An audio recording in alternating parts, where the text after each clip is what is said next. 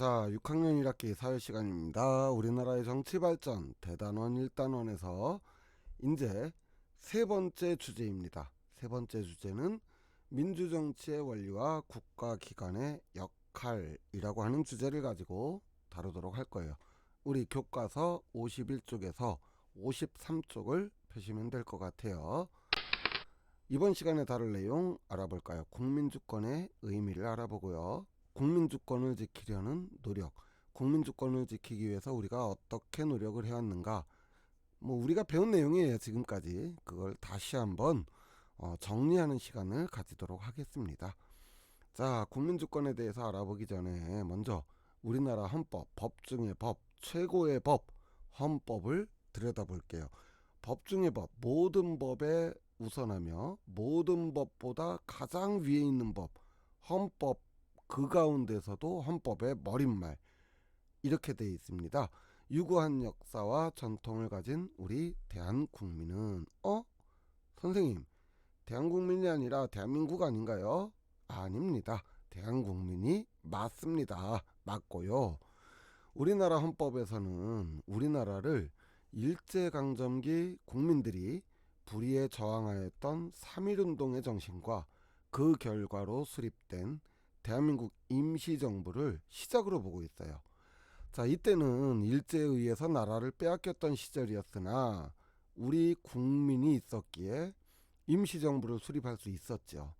이를 대한민국의 시작이라고 보는 것입니다.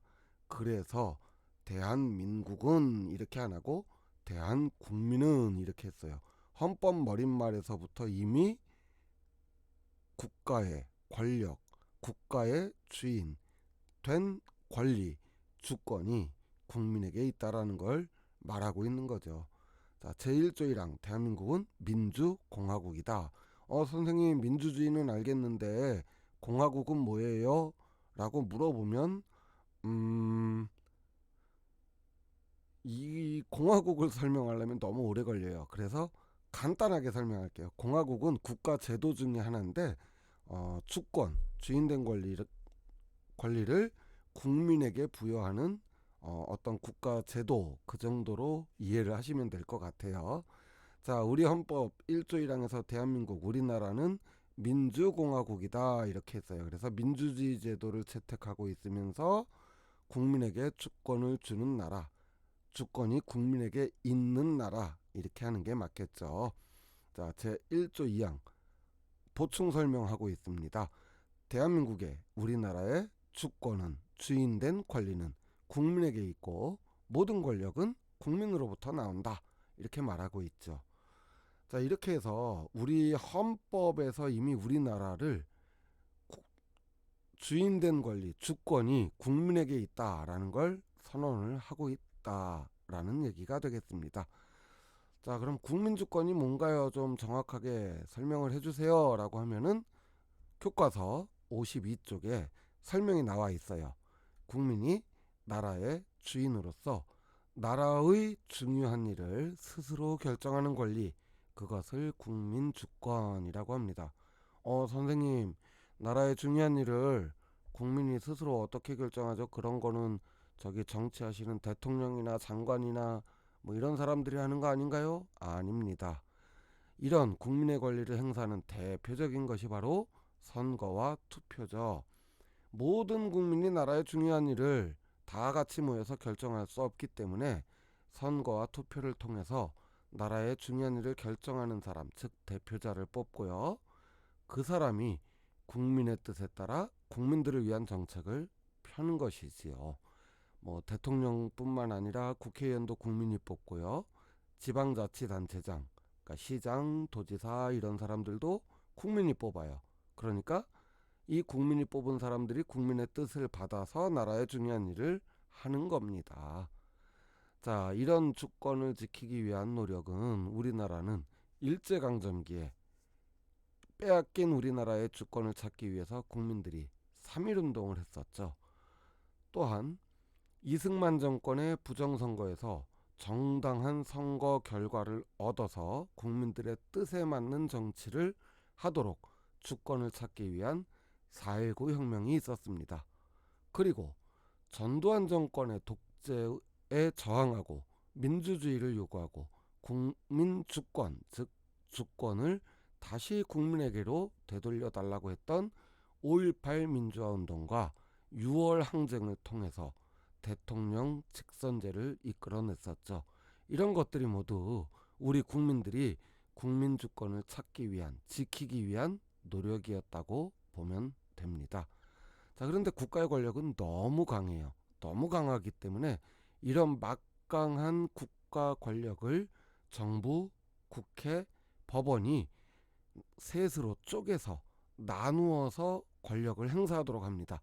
이것을 삼권 분립이다 이렇게 말해요. 왜 이렇게 번거롭게 국가 권력을 나눠요? 국민 주권을 보장하고 지키기 위한 방법이 됩니다.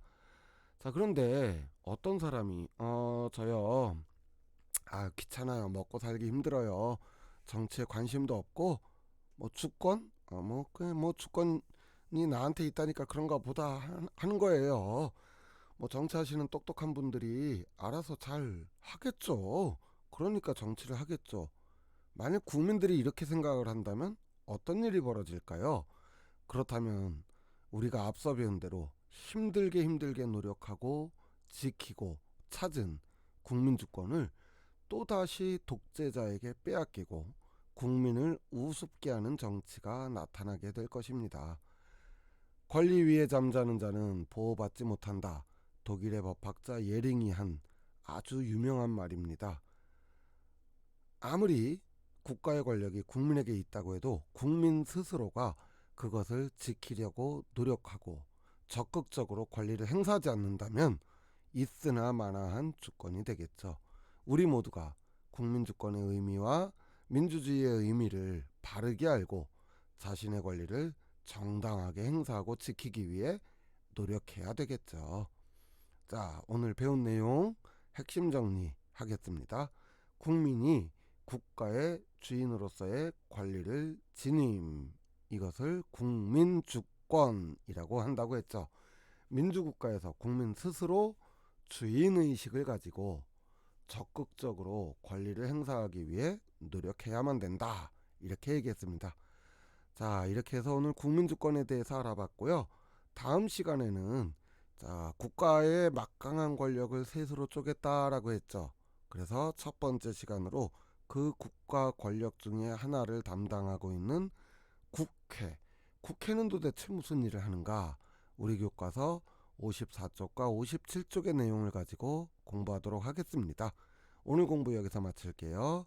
수고하셨습니다. 뿅.